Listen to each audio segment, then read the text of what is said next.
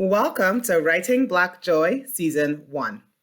I am Sophia Robinson, and I'm a writing coach, editor, story listener, and the producer of Writing Black Joy, a virtual space that celebrates and centers the voices of Black writers with joyful stories. Here, you'll find my conversations with some of my favorite Black writers and storytellers, learn more about their projects and the joy they are bringing into the world, and find inspiration for your own creative ventures, as well as tips for writing poetry, blogs, creative nonfiction, fiction, plays, and so much more from all types of writers, as well as a sneak peek into writing life.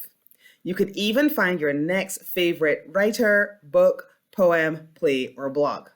And if you are a Black writer who is looking for a coach or an editor to help you bring your joyful story into the world, click on my website below and find out how you can work with me. In the meantime, let's go to today's guest.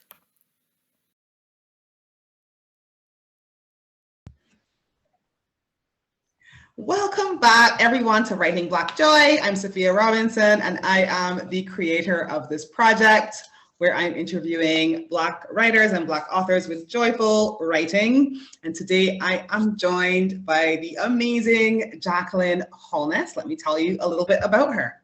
So Jacqueline Holness is a seasoned and sassy journalist with more than 20 years of professional experience. She's currently a correspondent for the Courthouse News Service, and her articles have also appeared in Upscale, Christianity Today, and Atlanta Tribune magazines, as well as the Atlanta Journal-Constitution and the Atlanta Business Chronicle newspapers. Additionally, she was a columnist for the Lookout magazine and a contributor to urbanfaith.com.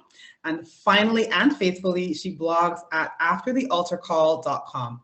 A proud Jamaican, Jacqueline reps Metro Atlanta as her home, where she lives with her handsome husband, Jackie. I'm so thrilled to have you here with me. And as I was telling you earlier before we jumped on, you are my first fiction author that I have for the series so far. So I'm really excited. You also have an audiobook, which we are going to be talking a little bit about that process as well. So I cannot wait to jump in. So welcome. Thank you so much, Sophia, for having me. I really appreciate you taking the time, and I'm excited about whatever we're going to talk about. So am I. And so I would love for you to start by telling us a little bit about your writing journey and what makes you love to write. I know you have a really wide background. You're a journalist, blogger, author, written a book. So it sounds like you write nonfiction, fiction, all the things. So just tell me a bit about that journey.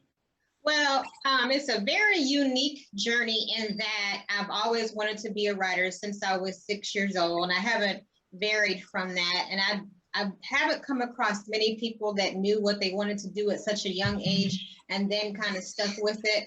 So that is unique, that I've always wanted to be a writer. When I was a little girl, I started off wanting to write novels. But I'm also not someone that likes to do a whole lot of work all the time. And so I remember when I was looking through novels, I thought, wow, this is a lot. These are a lot of words. So by the time I got to 5th grade, I decided that journalism would probably be better because there weren't as many words in articles, and I could just see the end of the journey easier than becoming a novelist. So in 5th grade, I said, okay, well, I do want to write novels eventually, but I'm going to start off with journalism. So that's where I went. I was on the 5th grade journalism staff at my school that I went to at the time. And then when I got to high school, I was editor of the high school newspaper. And then I majored in magazine journalism at the University of Georgia, not too far, a few hours from where I live now. And so I continue on the journalism track, working for newspapers, magazines, articles, and so forth. But in the back of my mind, I still always wanted to write a novel. So in 2012, I finally got the idea for something, because I didn't know, to me, as I said before, writing fiction seems like it's so much work, or any kind of a book seems like it's so much work. So I knew that I had to have an idea that was important enough for me to want to put in the work. And so I finally got an idea in 2012 that I thought was exciting enough for me to devote myself to for the next 7 or so years that it took for me to actually write it. So that's a bit of my writing journey. I love that. And I had a look, and listen, guys, I from the time I got the heads up that I was going to be interviewing Jackie, I decided to download her book. All right. This book is so good, so spicy. And it sounds almost like it was based on, it was inspired by, I should say, a Nightline report. Mm-hmm. It Right? was. Yeah. So tell me a bit about that, because I'm so curious, like, was this something that you had actually reported on, or just something you'd heard on the news? Like how did that happen? Well, I didn't report on it like for a job, but by that time I had started a blog. And so one of my favorite topics at the time was relationships. So what happened in 2010, it was December 2010. I had just broken up. A guy and I we had been dating for a couple of months. We had just broken up. And so I was really devastated at this point, because I was like 34, 35, somewhere in there. And by that time I had wanted to be married, but it wasn't working out that way. And I felt like I had done everything that I could do in order to position myself to be married. I prayed, with people at church, I went to therapy, I read all kinds of books, everything I could think of, I worked on myself, to be in a position of being married. So in December 2009, did I say 2010? It was December 2009 if I said 2010. I was like, okay, I don't know if there's anything else left to do, and maybe I'll just be single and I'll have to be okay with that. And so the Christmas season, Christmas time is a very romantic time of the year. Everybody is thinking about, cozying up to somebody special, getting gifts for loved ones and so forth. And so the season was almost over. So I felt like I had almost successfully gotten through the season. And then toward the end of the month, that report came on. It was like 11 o'clock at night. Nightline comes on. At the time, it came on at 11. It may come on later now. And I saw that report, and it was talking about how 42% of Black women were not married. And it was twice the amount of white women in that situation. And what made it so devastating to me is that they were focusing on women in the metro Atlanta area where I live. So I thought to myself, not only are Black women in this situation, the Black women in Atlanta are apparently the perfect example for what is going on with Black women. So it just felt doubly devastating for me, and as a single Black woman, having to face this issue, and as a single Black woman in Atlanta, as a focus of the report, I was devastated. So yeah, I saw the report. I briefly reported on my blog, because as I said, I was really devastated by the report itself. So I just kind of, did something, but not anything in depth, because I was just so devastated by it. And so it kind of went from there. So so when I saw that report, I decided that something needed to be done about it, but I wasn't sure what needed to be done.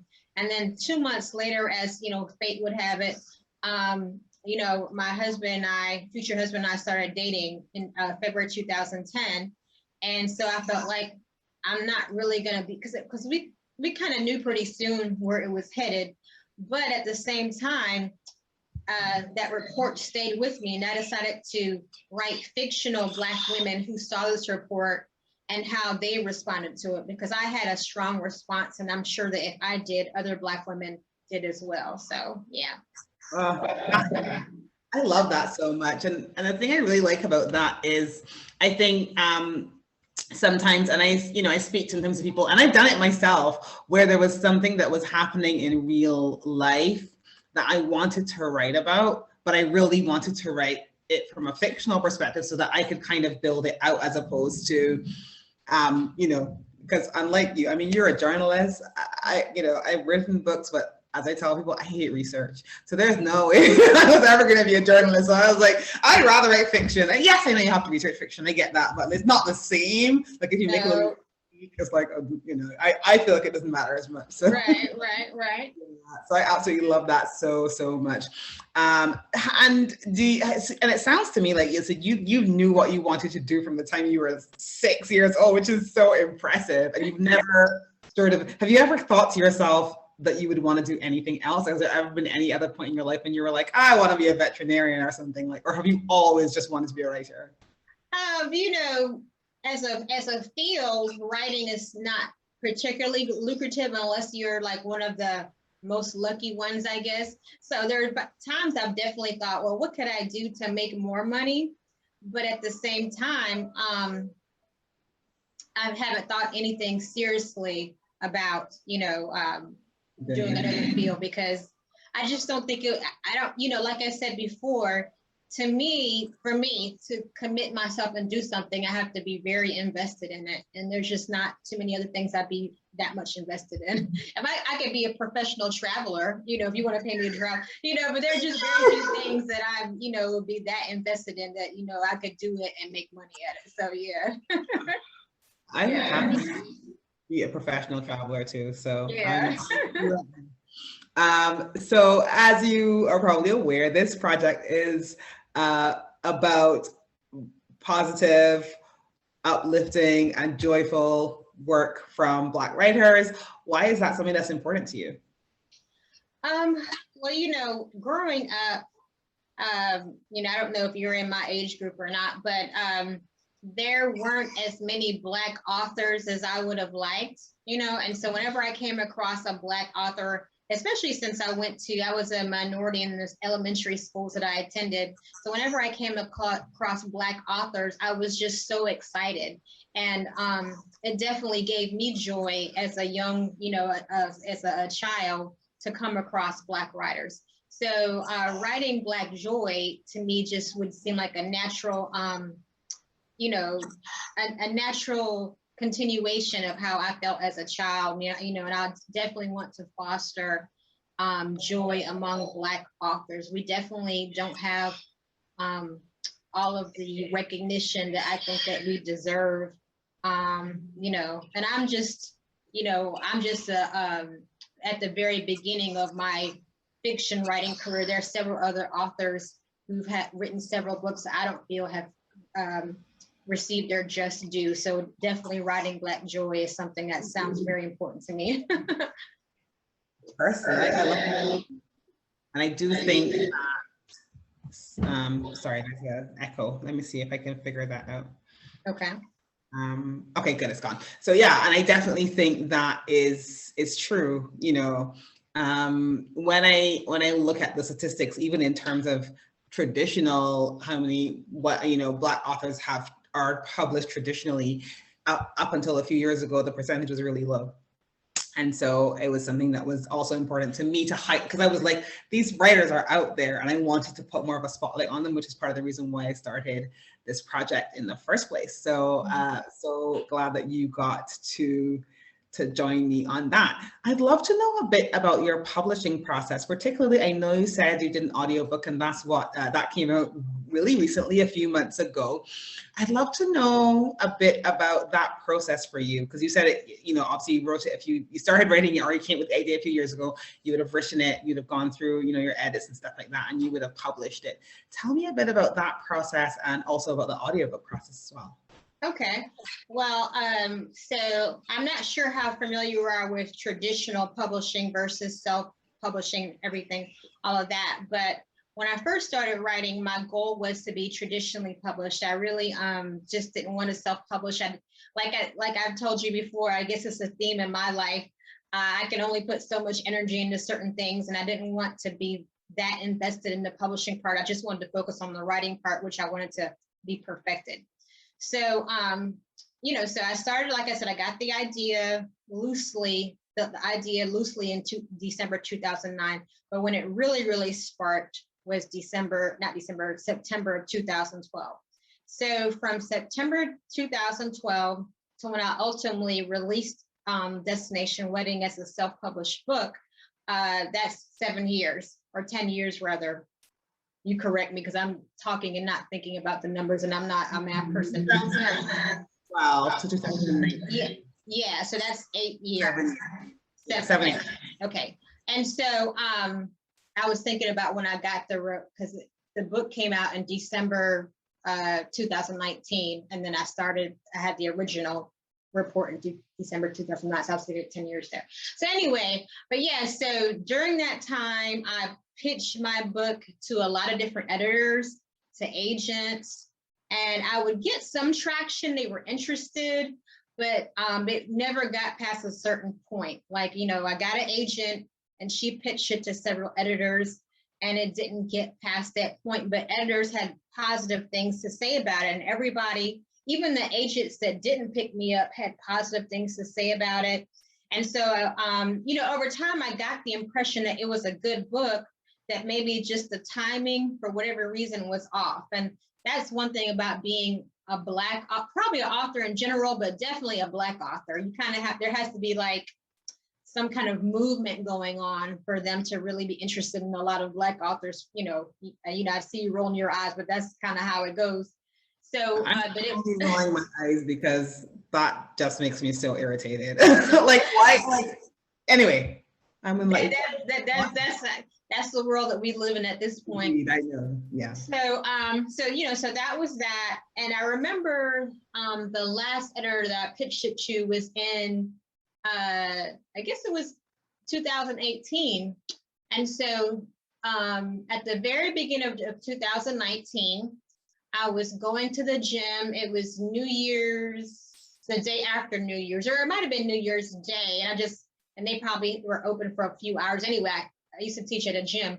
So I was going to teach a class, and all of a sudden I heard Alicia Keys' song, New York, New York. And so even though Destination Wedding is about Black women trying to find love, it's also a love letter to the city of Atlanta where I grew up. And and I thought, like, just how that song is like her love letter to her city, I thought this book is like my love letter to Atlanta. And it would be a shame if nobody ever read it, you know? So I thought, well, Jackie, it looks like it's not going to be traditionally published. Why don't you just take a chance and self-publish it? Oh, maybe only a few people will read it, but that'll be more than who's reading it now. And, you know, of course, I live here in the same city as Tyler Perry, you know, who's been able to do very well by betting on himself. And I had seen him a few months before that at an event. And so I was like, you know, let me just go ahead and bet on myself. So I took my time. I found a company that could help me do it the way that I wanted to do it, with a beautiful cover and beautiful layout. And, you know, and I took my time to make sure I did all my research about promoting it. So from January 2019 to when it came out. So it took me the whole year to really set it up the way I wanted to do it. So that was, you know, and then I feel like I had pretty good success after the book came out. Well, then of course, we all know what happened in 2020, the pandemic hit. And so some of my efforts didn't get to be what I had planned them to be, but I was able to do a good bit with some of the few in-person events that I had. And people were responding. You know, I was doing online things, and I networked with people online. You know, we've never met, but we have like an online community. So I was, you know, meeting people online and so forth. And so it just so happened that a woman that I know from my first book, my nonfiction book, who's the editor with Recorded Books, I guess she had been kind of keeping track of what was going on with me and the success that I've had up until that point, you know, with getting people to cross promote my book and people reading it and libraries buying it and getting good reviews. And so she asked me had I thought about an audiobook. And so it went from there, you know, because she's the editor at Recorded Books, she has the power to make it an audiobook. And, you know, so now it's an audio. That happened very quickly. We had this conversation in like March of 2021, this year, and the book was out in June. So now, you know, now I'm trying to get the word out about the audiobook, and it's very exciting because the actresses who voiced all of my characters are just excellent. And so it's so, it's just crazy to kind of hear your words by these professional actresses and how they're able to infuse it, even with meaning that I hadn't thought when I wrote it. So it's just, you know, it's just an amazing process. So so even though the book is traditionally published in the audio format, it's still self-published in the print and ebook format. Yeah.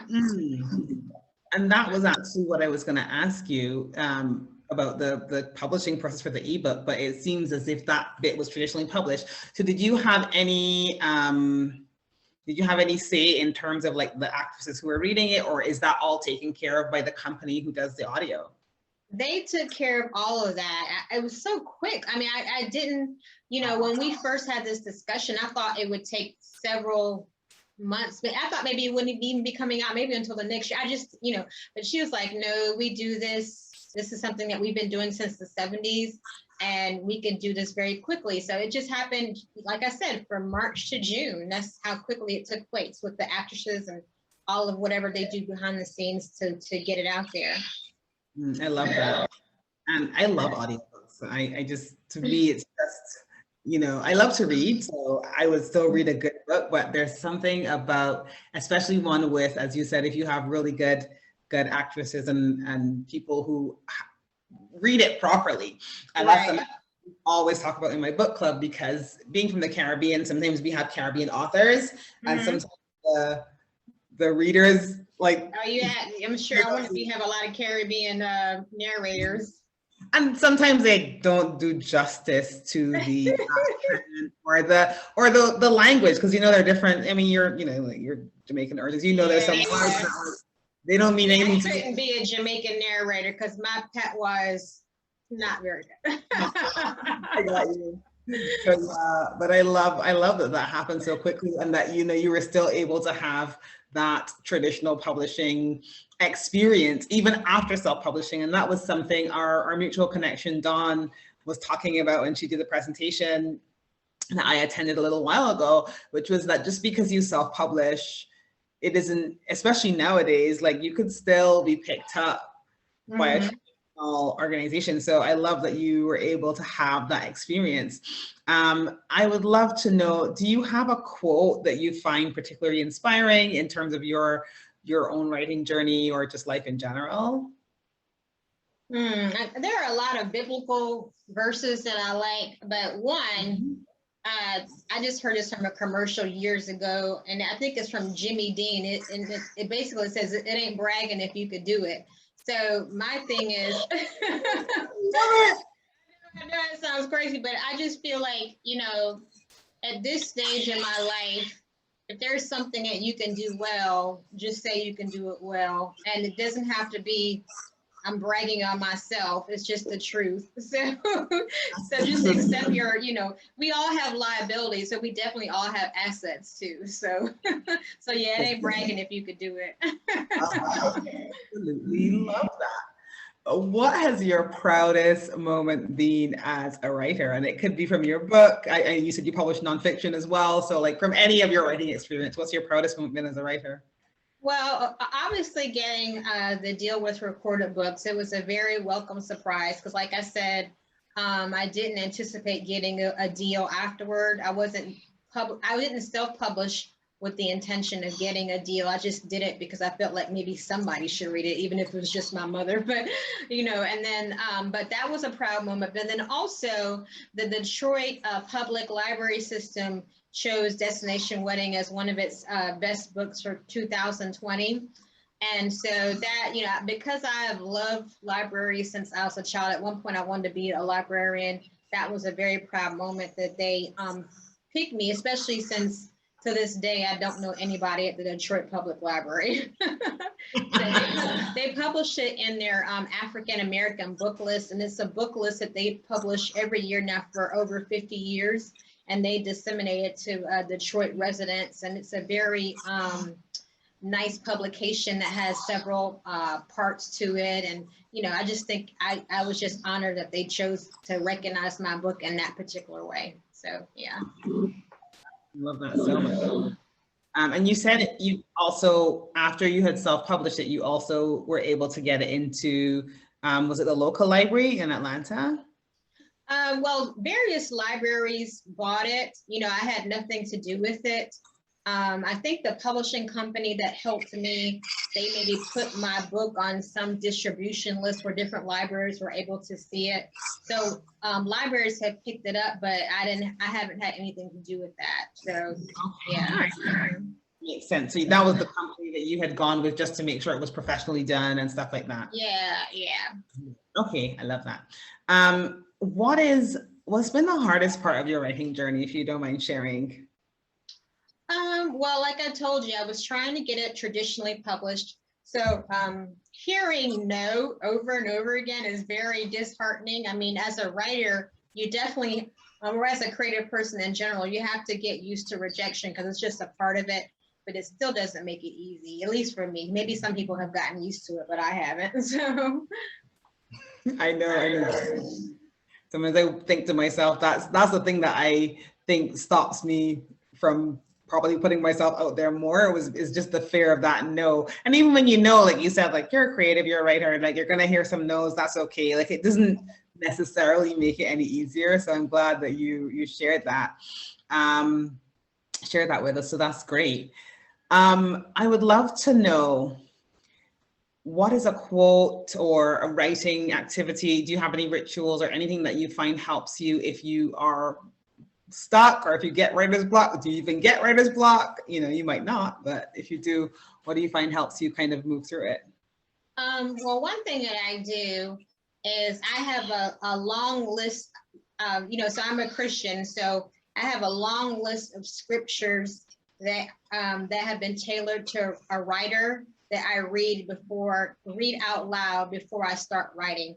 And that helps me to know that it's not on me, that it's on, because I feel like God is the ultimate creator. So it's on God working through me. So it helps me to know that I'm just a vessel, and it doesn't originate with me anyway. That's what I love, that you have those verses, and that, that really helps you go back to sort of like your own inner purpose as well. I know you have your blog. Mm-hmm. How long have you been writing that blog for? How long have you been blogging for? Well, okay, so when you read my bio faithfully, I haven't done it faithfully in about a month. I haven't blogged in about a month. This is the longest I've ever gone without it. But I've been blogging since September of 2008. So a long time. And I've been pretty consistent, but this last month has been a very real, I'm going through some life changes that'll be, be revealed at some point in the future. But so anyway, so I usually blog twice a week, but I haven't blogged. I know my readers are probably like, what in the world is going on? It's been about a month. So usually twice a week since December 2008.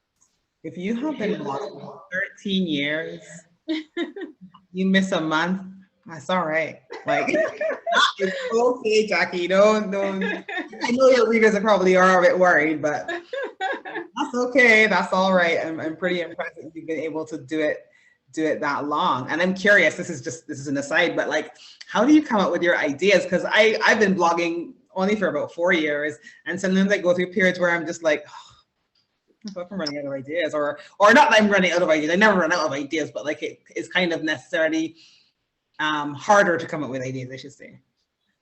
Okay, so I guess there are a few things that have kept me going. Like I said before, when I didn't want to write a novel until I had something that would warrant taking that much work. And blogging is like that. Blogging, if you don't do it consistently, I don't think it's worth it. You know what I mean? I just don't think it's worth it, because you have to build momentum. So you have to find something, a topic that you love enough that you would do it, maybe even if nobody read it. You know what I mean? Like maybe, not all, maybe. And so my topic that I love is all together. I love pop culture, faith, current events. I love that. Like I would do that. My blog doesn't pay me. I've gotten some opportunities, some paid opportunities as a result, but the blog itself is not, no one's sending me a check. Even though, like I said, I've made some money from doing it. But so you have to find something that you would do regardless. And then the other thing is, you have to be okay with the people that are attracted to your blog. Like it may be a group of 10, it may be 20, it may be 10,000, you know what I mean? But like, let's say it's just 10. So are those 10 not worthy of good content? I don't think so. You know what I mean? To me, anybody that takes the time to read your work, you should try to do your very, very best. So, and that's part of the reason why I guess I took a break, because I don't like to halfway do things for people. And I have built up a community that I feel like I want to serve. So I try to bring them information that I feel like it would be worthy of being in their inbox. I know that sounds crazy, but that's just kind of how I feel about it. It's kind of crazy. And I think it's good to kind of feel that way. I love what you said, like even if there are 10 people only, aren't they worthy of having, good writing? Did you find that having that blog, whatever that size was, did it help you to market when you were self-publishing your book, or did that audience help? Yeah, I mean, I've had, especially, and like I said, it builds on itself. So within the past couple of years, publications have come to me, who have found my website, because I've put a lot of energy and money and time into it. So over the years, I've hired people to help me do things to improve it. I've hired people to teach me techniques. So I put a lot of energy into it, and it has paid off in different opportunities, freelance opportunities I've had. A book editor, contacted me earlier this year about, doing some ghostwriting. So I've had opportunities come to me because of it. And like I said, I don't have a huge audience, but last year, for instance, I had over 500,000 page views, and that was a big deal for me, because I've never been able to do that in a year. But yeah, it's worth the effort, but it is effort. In order for you to really reap the benefits, you have to put in the effort, and you will get benefits. It just might take longer than what you would hope. Yeah, definitely. What is something you would tell a prospective writer? I guess like what I said, you have to love it. It's not, being a creative is not an easy lifestyle. Like, for instance, if you want to be a doctor, and of course being a doctor is not easy, but the path is very set. You're going to go to medical school, then you get, your residency, and then you get a job, at this hospital, or you do private, it's very set. And it's very, usually if you do the work, it pays off in a certain way. But as a creative, even if you do the work, it doesn't necessarily pay off in a certain way, or it may pay off later, or, it may pay off sooner, but it's not, it's not something that just automatically just happens because you've put in the work like some other fields. So I would say to a prospective writer, be sure of how much you really want to do it and what you expect to get as a result. So yeah. Yeah, I love that. To kind of not having that set path. And I think that can be hard for people sometimes, because like I meet people who say to me, well, I want to be a writer. Like, what do I have to do? And I'm just like, oh, wow. Like there are so many can be a writer, and there's no, as you say, not that there's any guaranteed success anywhere, but there's a lot. It's a little more ambiguous in terms of like where that path will take you. Mm-hmm. I want to switch gears very slightly, as I know you do writing in so many different sort of areas. What do you like to read? It really depends on where I am at the moment. So here's an interesting thing I haven't shared before. So from the time I got to be about 19 till the time I started writing this book, I didn't read fiction. I totally stopped reading fiction. I only read nonfiction. So when this idea came to me as a novel, I didn't know what books were out there, because I was like, I don't even read fiction anymore. But that's how God gave it to me. So it just depends on, for whatever reason, maybe because I was focusing on my journalism career, I just didn't feel like picking up fiction.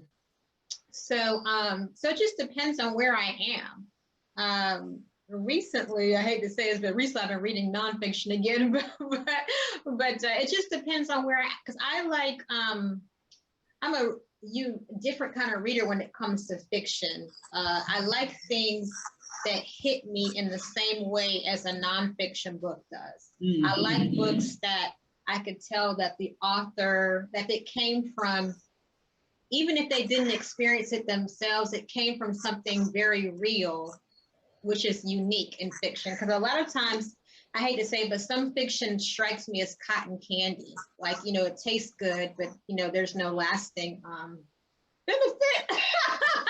I hate to say that, you know, as a aspiring novelist myself, but I definitely want to write relatable, realistic fiction that has a lasting impact.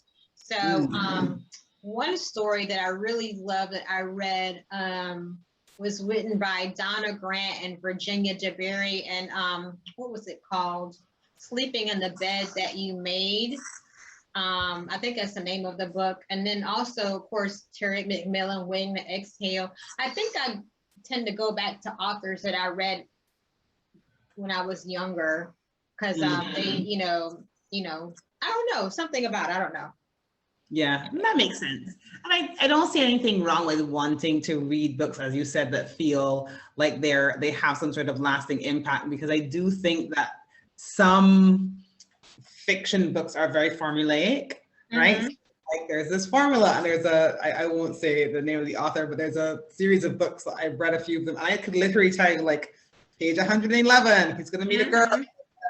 The thing, sometimes I want that, especially I feel like I don't think, you know, didn't say what I said to downplay any author, because if they have an audience and the audience appreciates that, then by all means, you know what I mean? I'm not even saying that. I guess I'm just saying, for me, what I tend to read. But no, I feel like if you're an author and this is what your audience wants, then by all means, I'm just saying what I tend to gravitate to. So yeah. No, yeah, I agree with you. I agree with you. I was just saying, like you, for me, it depends on my mood. So like during the pandemic, I wanted that sort of predictability. I wanted to read something that was really predictable. And that makes sense. Yeah, but also I belong to a book club, and we tend to read books, like you mentioned, that to me, the ones I've read for my book club, I feel like they have had longer lasting impact. And I will tell you, and I will say this, and this is kind of a weird balance. I do not like novels. Like, some people tend to write novels that are really, really heavy. You know what I mean? Like, now that, you know, I have to be in a real mood to read those. So I guess I like them somewhere in the middle. Like, I want them to be kind of fun, but I also want them something that you could still think about after you finish reading it. So it's somewhere in the middle. I like Ernesta Carter, like when she wrote, what's that book that she wrote? It was based on 16 candles, 32 candles. Like, to me, that was like a fun book, but it was something that you thought about afterwards. So yeah. So not Black Pain. That's not what I'm into either. I totally get that.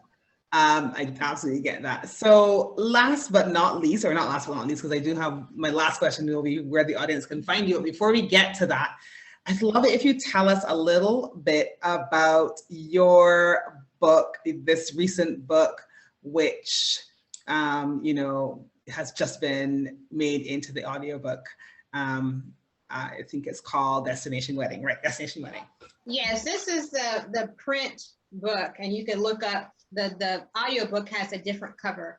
But, you know, Destination Wedding, it's about these 3 single Black women in Atlanta who see this ABC News Nightline report, 3 fictional women, and they decide to find love in a year to defy the statistics. And of course, when you try to do anything in a timetable, chaos ensues, but particularly love.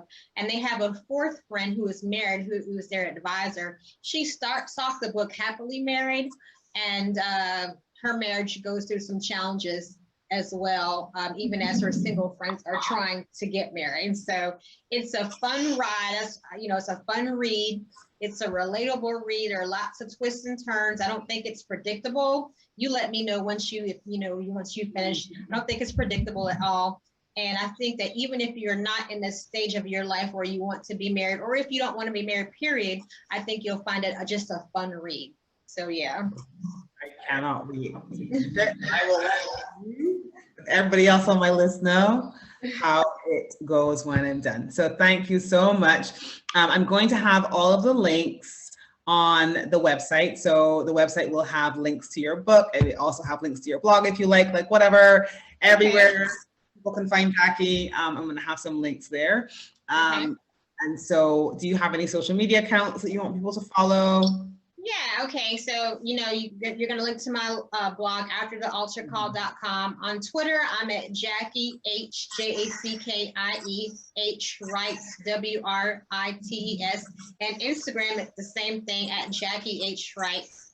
So between my blog and my Instagram and Twitter, you can find me. Love it. Absolutely love it. Thank you so much for joining us, Jackie.